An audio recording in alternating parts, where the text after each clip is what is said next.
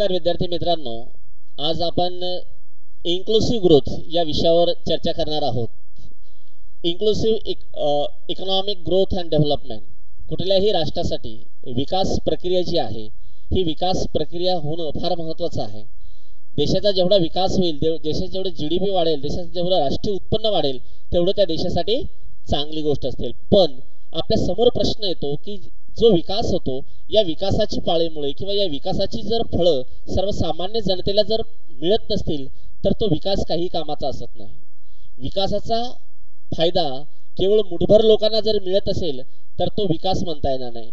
तर विकासाची फळे किंवा विकासाचे फायदे सर्वसामान्य जनतेपर्यंत पोहोचविणे, त्यालाच म्हणतात इन्क्लुसिव्ह इकॉनॉमिक ग्रोथ। म्हणजेच आर्थिक विकासाची जी काही फळे आहेत किंवा त्याचे जे फायदे आहेत हे सर्वसामान्य लोकांना जोपर्यंत पोहोचणार नाहीत तोपर्यंत आपण त्याला इन्क्लुसिव्ह ग्रोथ म्हणता येणार नाही। आणि म्हणून प्रत्येक देशाचा उद्देश असतो की त्या देशातली गरिबी नष्ट करणे, त्याबरोबर त्या देशात एम्प्लॉयमेंट क्रिएशन करणे, त्या देशातील लोकांचा विकास करणे, आणि म्हणूनच ह्युमन डेव्हलपमेंट सारखी जी काही एक संकल्पना आहे ती संकल्पना पुढे आल्याचं आपल्याला दिसून येईल। मित्रांनो, आता सर्वसमावेशक वृद्धीची जी काही वैशिष्ट्ये आहेत त्या वैशिष्ट्याचा जेव्हा आपण विचार करू तर आपल्याला काही गोष्टी या ठिकाणी दिसून येतील। आणि यामध्ये आपल्याला प्रामुख्याने पाहता येईल की सर्वसमावेशक वृद्धीमध्ये संधी, पात्रता, संपर्कता आणि सुरक्षितता हे 4 महत्त्वाची वैशिष्ट्ये आहेत।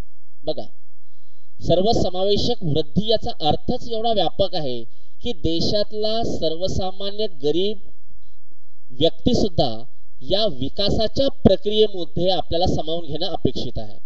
The common man should be included into the process of economic growth and development. जर फक्त अप्पर क्लासचा विकास झाला किंवा जे लोक अगोदरच श्रीमंत आहेत आणि श्रीमंताचाच जर विकास होत असेल तर ते विकास नाही आहे।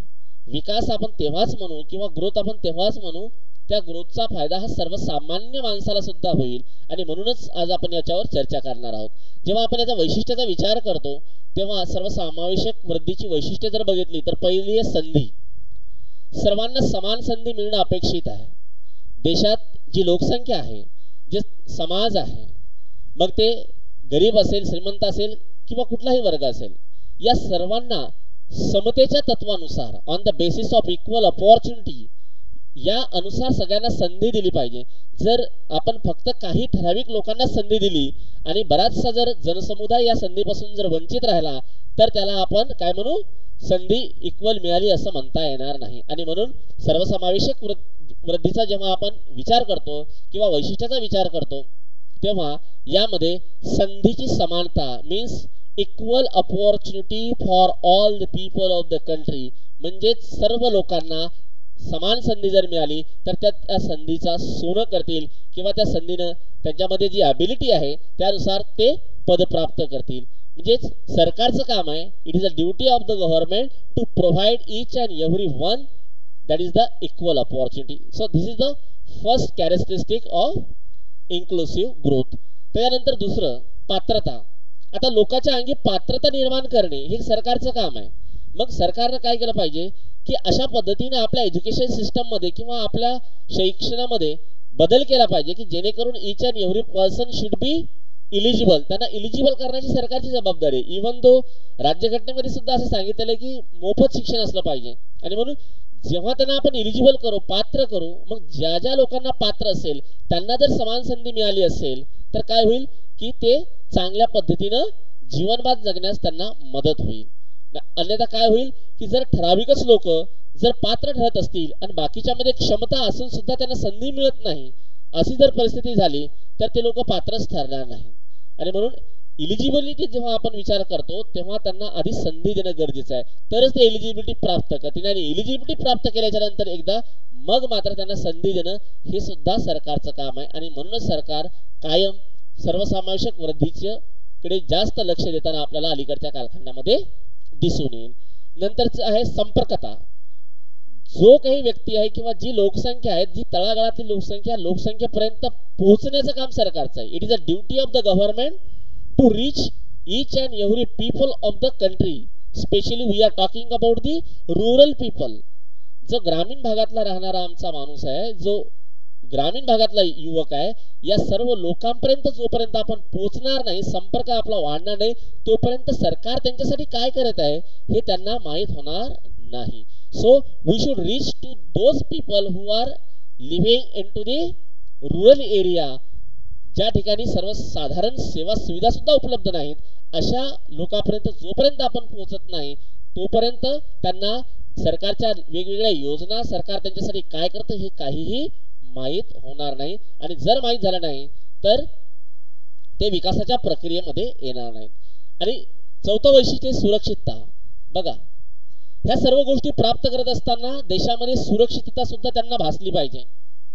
जर देशामधील जनतेला सुरक्षित वाटत नसेल तर त्यांच्या मनामध्ये भीतीसारखं वातावरण निर्माण होईल, आणि भीतीसारखं वातावरण निर्माण होऊ नये याची काळजी सरकारने घेतली पाहिजे. म्हणजे याचा अर्थ काय, देशामध्ये कायदा आणि सुव्यवस्थेचं राज्य असलं पाहिजे. जर देशामध्ये कायदा आणि सुव्यवस्था जर चांगल्या पद्धतीने असेल तर ह्या सगळ्या गोष्टी म्हणजे सर्व समावेशक जी वृद्धी आहे ही आपल्याला घडवून आणता येईल. आता these are the main characteristic of the inclusive growth. आता आपण बघू सर्वसमावेशक वृद्धीचे निकष. What are the criteria of the inclusive growth. नेमकं कशामुळे आपण सर्वसमावेशक वृद्धीकडे जात आहोत, किंवा what are the objective to achieve the inclusive growth. When we are talking about the objective, तर त्याच्यामध्ये आपल्याला किंवा आपण त्याला क्रायटेरिया जेव्हा आपण बघू तेव्हा आपल्याला 5 क्रायटेरिया या ठिकाणी दिसून येतील मित्रांनो. त्यातलं पहिलं आहे ते म्हणजे दारिद्र्य निर्मूलन. सांगताना फार दुःख होते, पण आजही भारतातले जवळजवळ 20% लोक दारिद्र्य रेषेखाली जीवन जगतात. दे could not get the food और they could not get the bread at the, they don't have the guarantee to take the food at the night. संध्याकाळी मला जेवण मिळेल का नाही ही त्याला भ्रांत आहे. ही परिस्थिती सध्याची भारताची आहे. जगातले 3 लोक जर काढले भुकेले त्यामधले एक भारतातला असेल.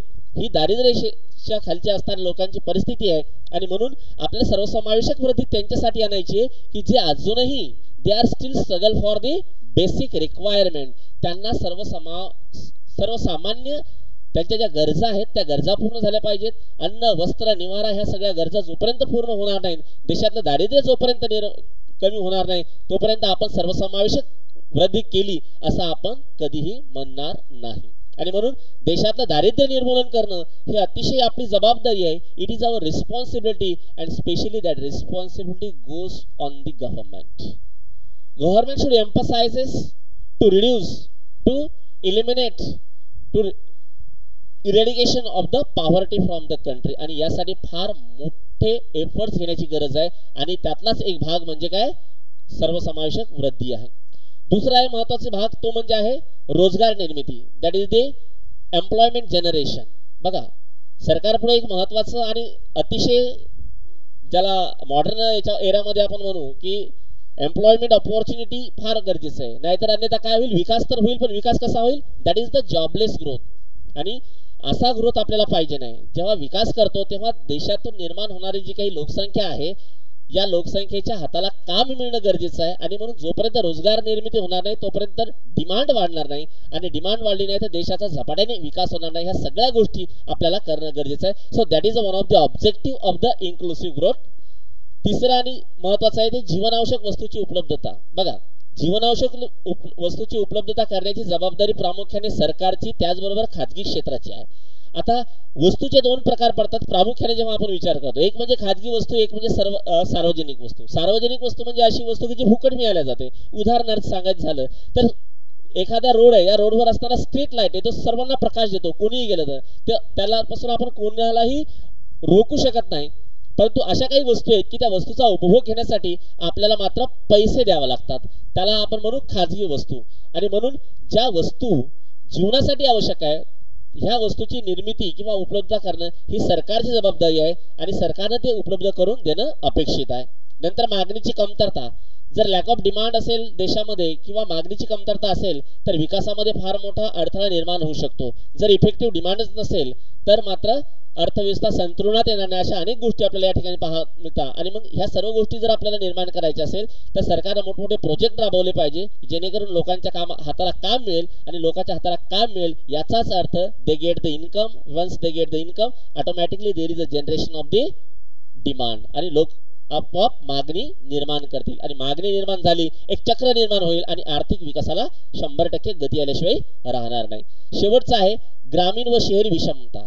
बघा, विषमता ही अतिशय एक महत्त्वाचा प्रश्न आपल्या भारतामध्ये आहे. मित्रांनो, 2% लोकांकडे जवळजवळ देशातली 90% संपत्ती आहे आणि उर्वरित 90% लोकांकडे देशातली फार अल्प संपत्ती आहे असं म्हणलं किंवा 2% आहे असं म्हणलं तरी हरकत नाही. मग हे जे काही विषमता आहे, ही जर विषमता तुम्हाला नष्ट करायची असेल तर तुम्हाला फार कलेक्टिव्ह एफर्ट्स घेण्याची गरज आहे आणि म्हणून it is a duty of the government to make inclusive growth into the economy that will be reduce the disparity among the rural as well as the urban areas. So these points are very important to eradication of poverty, to create the employment opportunity, to make life more healthy, to create the demand. त्याचबरोबर ग्रामीण व शहरातली विषमता कमी करणे, हे सर्व घटक आपल्याला सर्वसमावेशक वृद्धीमध्ये पाहायला मिळतील. या ठिकाणी आपण थांबूयात. राहिलेला जो भाग आहे आपण नेक्स्ट लेक्चरला बघूयात. धन्यवाद.